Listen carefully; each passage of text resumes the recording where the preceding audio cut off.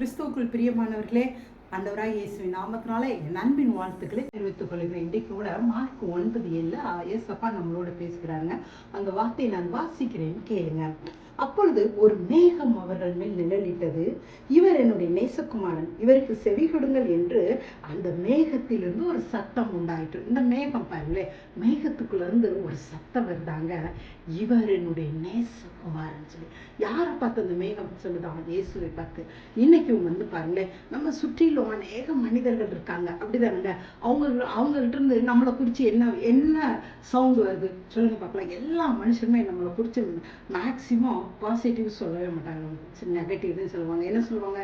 இவன் ஒரு கோபக்காரி, இவன் இப்படி, இவன் அப்படி, இவங்க ஒழுங்கா படிக்க மாட்டாங்க, இவங்க ஒரு தூங்குஞ்சு, எல்லாத்தையாவது இப்படிதான் நம்மளை சொல்லுவாங்க, அப்படித்தானாங்க.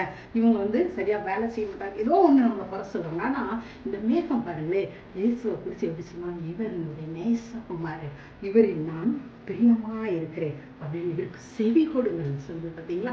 இப்படி நல்ல வார்த்தை எங்க வருதுன்னா இந்த மேகத்துக்குள்ள இருக்குதாங்க.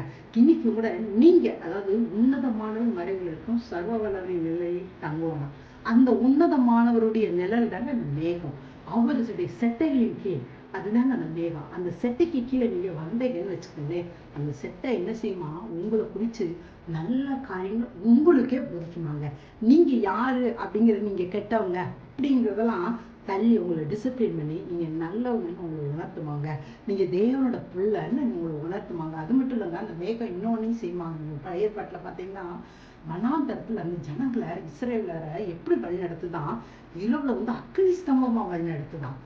பகல் எப்படிதான்? மேக ஸ்தம்பமா. அதாவது பகல்ல அந்த வெயில் அவங்களை தாக்கக்கூடாதான், இரவுல அந்த இரவு அவங்களுக்கு கண்மூடித்தனத்தை கொண்டாந்து எங்கேயாவது திட்டு வழி தெரியாம தகச்சிடக்கூடாது, குளிர்ல பாதிக்கப்படக்கூடாதுன்னு சொல்லி அக்கினி ஸ்தம்பமா அவங்களுக்கு கிரியை செய்தாங்க. அப்பேற்பட்ட மேகந்தங்க அவரோட செட்டை.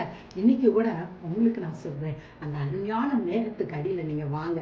நீங்க சொல்லுங்க, அப்பா உங்களுக்கே நான் வரேன்னு சொல்லுங்க. அப்புறம் நீங்க வந்தீங்கன்னு வச்சுக்கோங்களேன், அவர் உங்களை குறிச்சு வெளிப்படுத்துறத நீங்க பார்ப்பீங்க. ஆமாங்க, அந்த மேகத்துல இருந்து அந்த வர்ற சத்தத்தை நீங்க எப்படி கேட்கலாம்? ரொம்ப ஈஸிங்க. இந்த வேதத்தை நீங்க டெய்லி வாசிச்சீங்கன்னு வச்சுக்கோங்களேன், இந்த வேதத்துல இருந்து அந்த சத்தம் உங்களோடு பேசுங்க. நீங்க யாருன்னு பேசுங்க, நீங்க என்ன செய்யணும்னு பேசுங்க, அது உங்களை வழி நடத்துங்க. எனவே இன்னைக்கு இந்த மேகத்துக்கு கீழே வாங்க, கடவுள் உங்களை ஆசீர்வதிக்கிறத பாருங்க. தேங்க்யூங்க. காட் பிளஸ் யூங்க.